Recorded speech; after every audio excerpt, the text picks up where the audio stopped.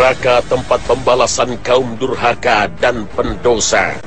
Sungguh celaka dan malang betul nasib penghuninya. Berharap dapat ditebus dengan emas sebesar gunung, tapi semua itu tidak berguna. Neraka yang menyala-nyala menggunakan bahan bakar dari batu dan manusia.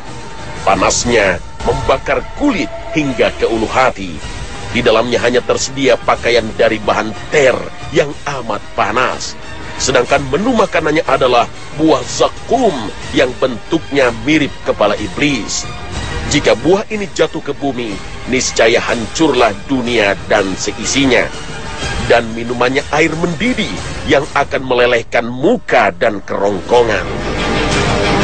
Jurang-jurangnya dalam dan terjal. Sebuah batu yang diluncurkan ke dalamnya baru akan sampai 70 tahun kemudian. Sungai-sungainya dari darah dan nanah busuk yang mendidih. Penghuninya dinaungi awan hitam yang panas dan hembusan angin samum yang juga berhawa sangat panas. Gaung suara neraka akan meraung geram kepada penghuninya. Mereka akan dibelenggu dengan rantai besi membara. Dipukul palu godam yang kekuatan pukulannya dapat meluluh lantakkan gunung menjadi debu. Wajah-wajah penghuni neraka diseret di atas bara api, sedang tangan mereka terikat. Itulah neraka yang disiapkan untuk jin dan manusia yang ingkar, sombong, dan durhaka. Penghuninya terdiri dari pria dan wanita. Jika dalam sebuah hadis Rasulullah SAW pernah menyampaikan bahwa kebanyakan penghuninya adalah wanita, bukan berarti para pria bisa tenang dan berleha-leha. Sungguh ada golongan pria yang juga harus menderita di neraka karena mengabaikan tanggung jawabnya terhadap wanita. Mereka yaitu pria sebagai ayah yang tidak mempedulikan anak-anaknya, atau sebagai suami yang tidak menjaga istrinya, sebagai saudara yang tidak menjaga kehormatan saudarinya sepeninggal ayahnya, dan seorang putra yang orang tuanya telah sepuh tapi tidak merawat dan menjaganya dengan baik.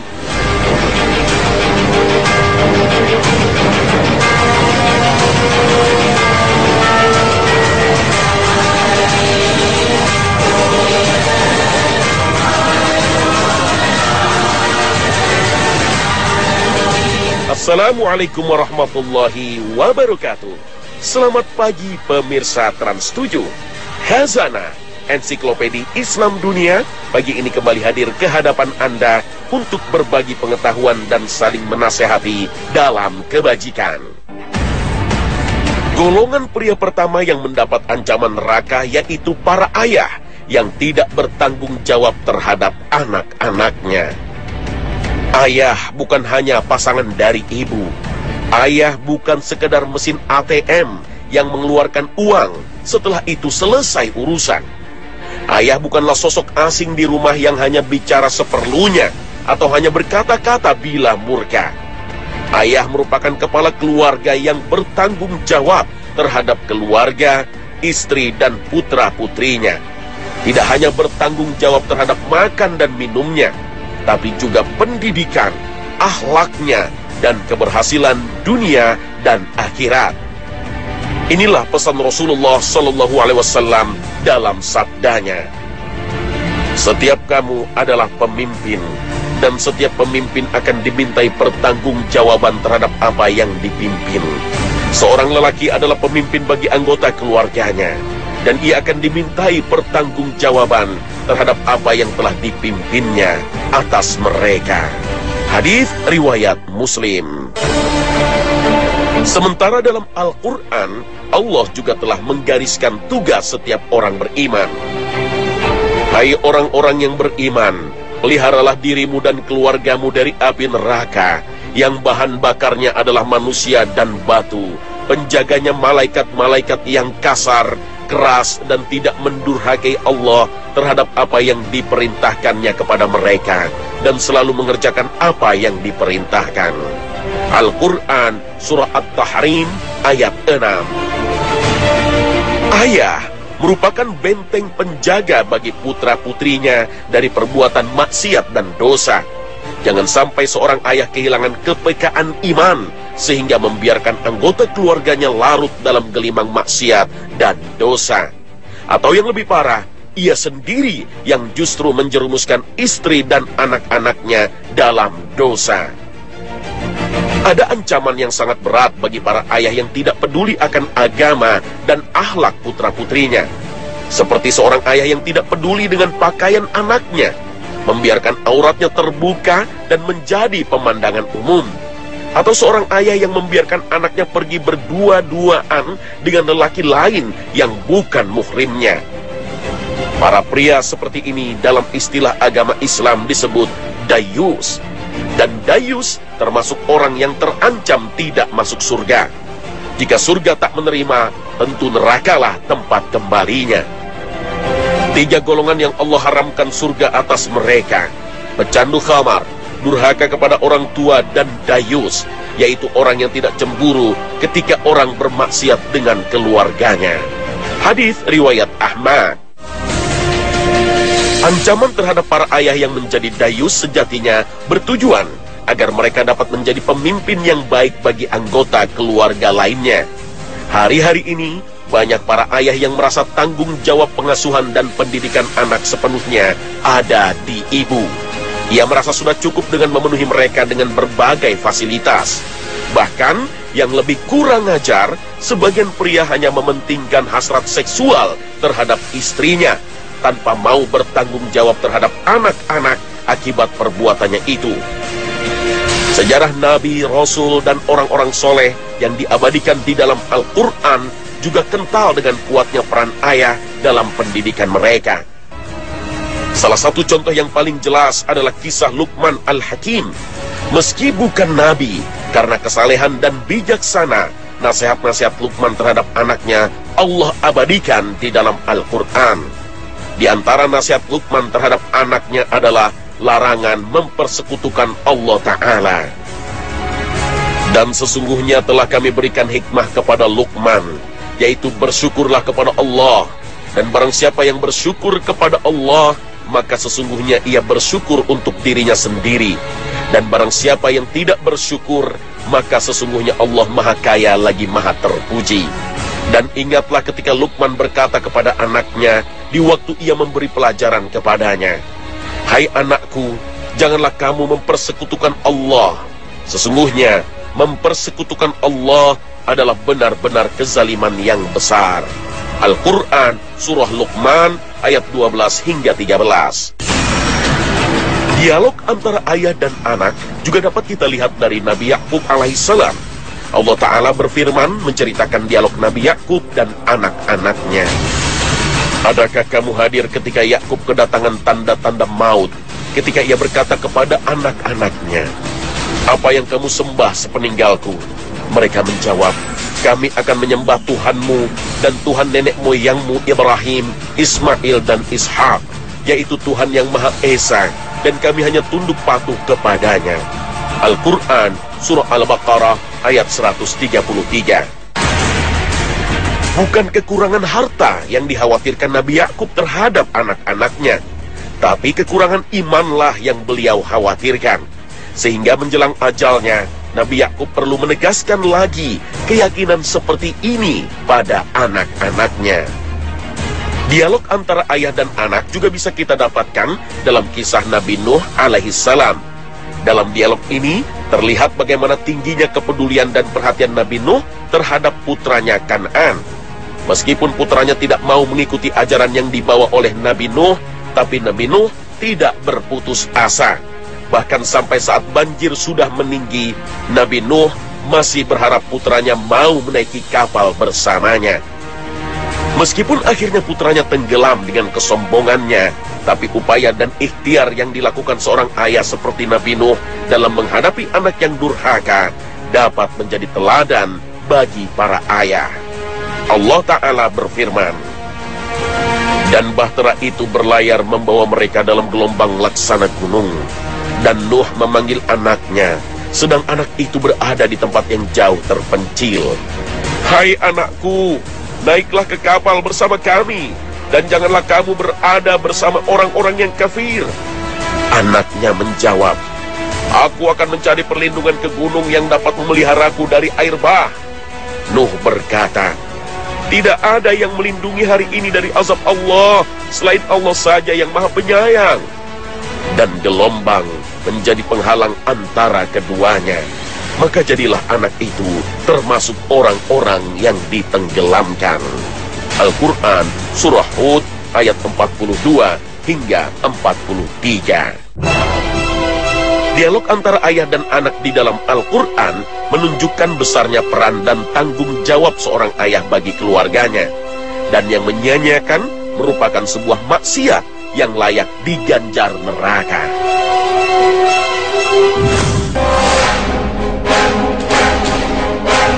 Golongan pria yang kedua yang akan menjadi penghuni neraka, yaitu suami yang durhaka dan zalim kepada istrinya.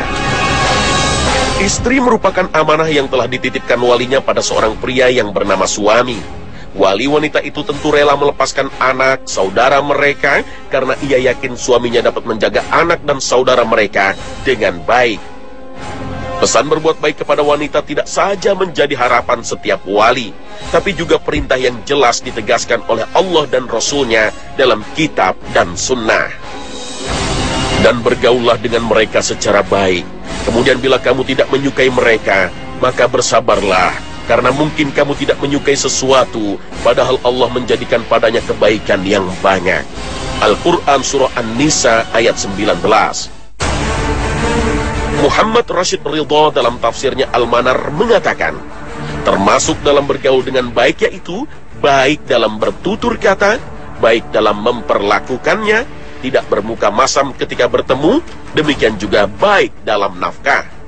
Bergaul dengan baik berarti juga kesamaan dan kesetaraan.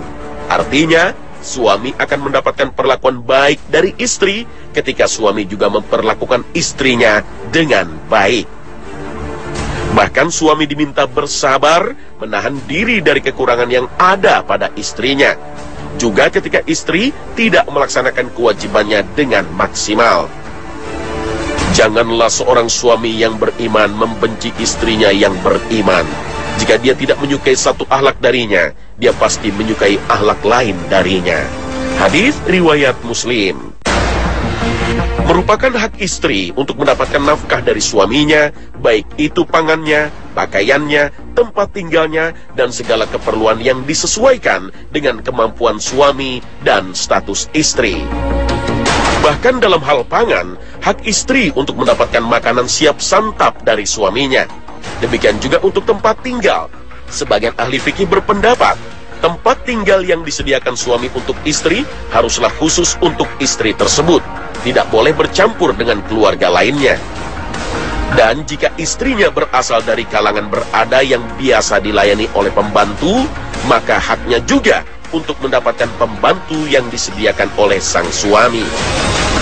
Hendaklah orang yang mampu memberi nafkah menurut kemampuannya, dan orang yang disempitkan rezekinya hendaklah memberi nafkah dari harta yang diberikan Allah kepadanya. Allah tidak memikulkan beban kepada seseorang, melainkan sekedar apa yang Allah berikan kepadanya. Allah kelak akan memberikan kelapangan sesudah kesempitan. Al-Quran Surah At-Thalaq ayat 7. Merupakan sebuah kezaliman jika suami memiliki kelapangan ekonomi tapi kikir terhadap istrinya, bahkan cenderung mengebiri hak-haknya. Sifat bakhil atau kikir merupakan sifat yang amat dicela Allah dan Rasul-Nya, apalagi jika itu dilakukan terhadap orang yang berhak seperti istri.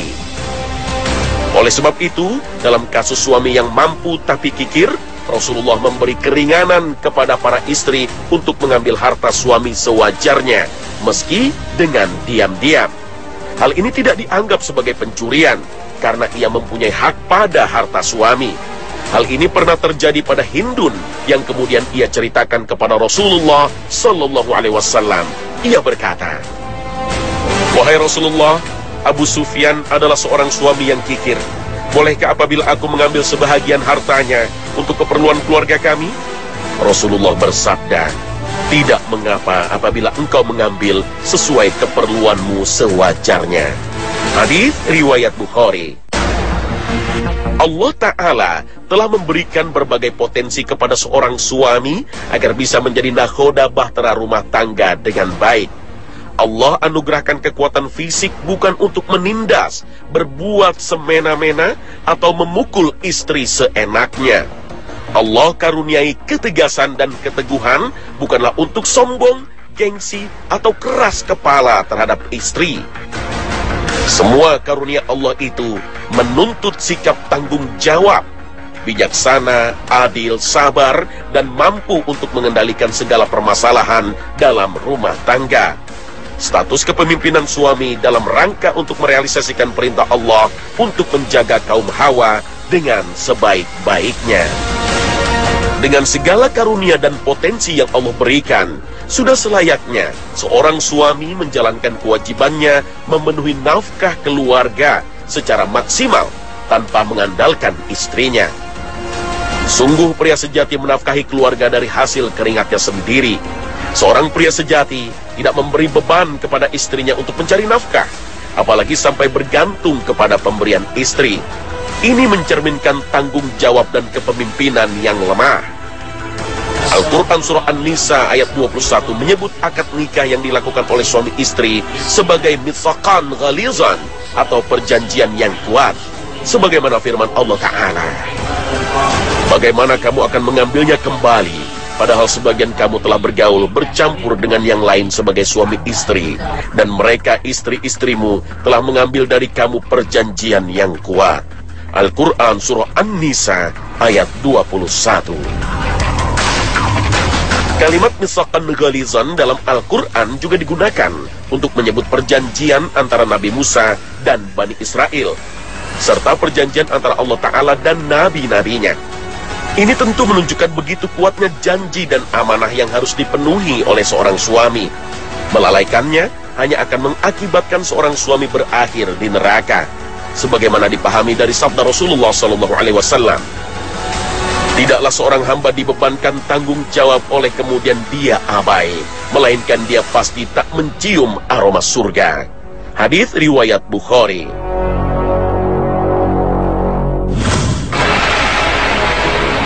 Golongan pria ketiga yang terancam masuk neraka yaitu saudara laki-laki. Sebab jika ayah telah tiada, maka tanggung jawab menjaga kehormatan wanita jatuh pada saudara lelakinya, termasuk dalam hal ini paman. Jika mereka hanya mementingkan keluarganya saja, sementara adik atau keponakannya dibiarkan jauh dari ajaran Islam, maka tunggulah ancaman neraka di akhirat kelak.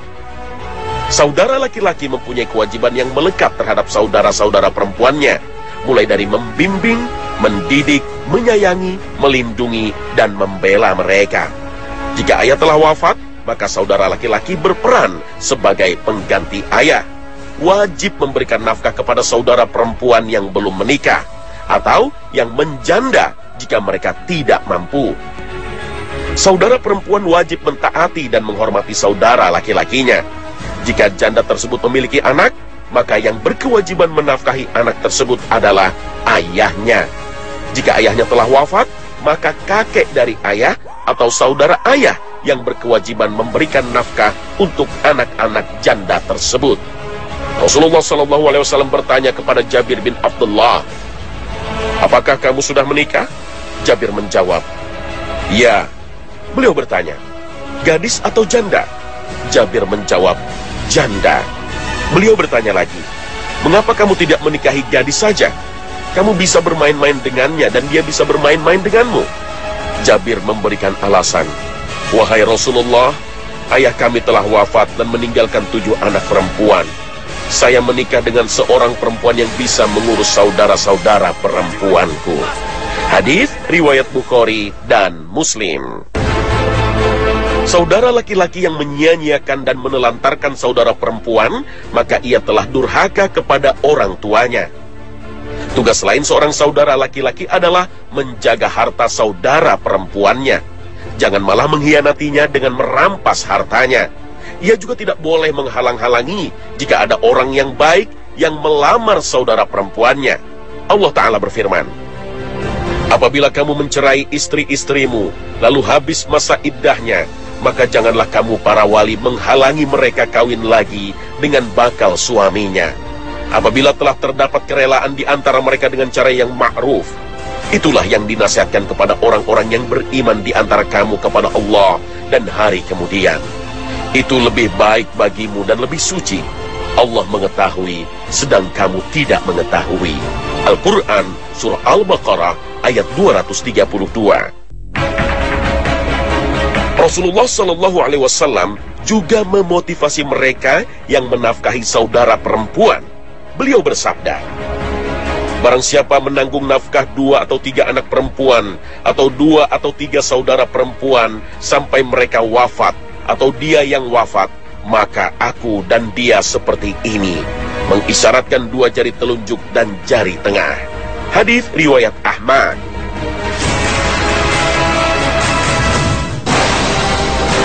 Golongan pria keempat yang terancam masuk neraka karena gagal menjalankan tugasnya, yaitu anak laki-laki. Seorang laki-laki datang kepada Rasulullah lalu bertanya, "Wahai Rasulullah, siapakah orang yang paling berhak untuk aku pergauli dengan sebaik-baiknya?" Sabdanya, "Ibumu." Lalu ia bertanya, "Kemudian siapa?" Sabdanya, "Ibumu." Kemudian bertanya, "Siapa lagi?" Sabdanya, "Ibumu." Kemudian ia bertanya, "Lalu siapa?" Sabdanya, "Ayahmu." Hadits riwayat Bukhari, Muslim. Secara khusus, Islam menekankan hak ibu kepada anak laki-laki kandungnya. Mengapa terhadap anak perempuan kandungnya tidak? Karena setelah anak perempuan menikah, ia lebih berhak mentaati suaminya daripada ibunya. Sedangkan anak laki-laki meskipun sudah menikah, tidak mengurangi kewajibannya untuk berbakti kepada orang tuanya. Dan berbakti kepada ibu lebih didahulukan daripada kepada istrinya. Jadi pengabdian anak laki-laki kepada ibu kandungnya tidak putus, tetapi pengabdian anak perempuan lebih utama kepada suaminya. Karena itu, anak laki-laki lebih terikat kepada ibunya dibanding anak perempuan. Laki-laki wajib menafkahi istri dan anaknya, dan juga wajib memperhatikan nasib ibu kandungnya. Jika ibunya tidak mampu, kewajiban nafkahnya juga menjadi tanggung jawabnya. Seorang istri juga harus menyadari bahwa suami juga punya kewajiban terhadap ibu kandungnya. Maka wahai para istri, doronglah suami untuk lebih berbakti kepada ibunya. Ada 2 perbuatan dosa yang siksanya dipercepat di dunia ini, yaitu menyekutukan Allah dan durhaka kepada ibu bapa. Hadis riwayat Bukhari dan Tirmizi. Orang-orang yang berani durhaka kepada ibu bapaknya, Allah akan turunkan siksanya di dunia ini. Tidak harus menunggu menanti di alam kubur atau di akhirat. Siksaan itu berbagai macam bentuknya. Bisa masalah keluarga yang tidak kunjung selesai, anak-anak yang tidak bisa diarahkan, rezeki yang tidak kunjung datang, dan lain sebagainya. Maka penting bagi anak laki-laki untuk memperhatikan ibu kandungnya. Itu sudah menjadi tugas dan tanggung jawabnya. Jangan sampai tugas ini dilalaikan, yang menjadi penyebab ia terjerumus ke neraka. Na'udzubillah.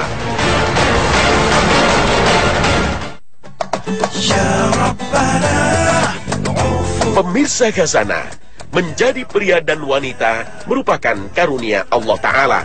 Keduanya sama di mata Allah. Yang membedakan hanyalah takwa.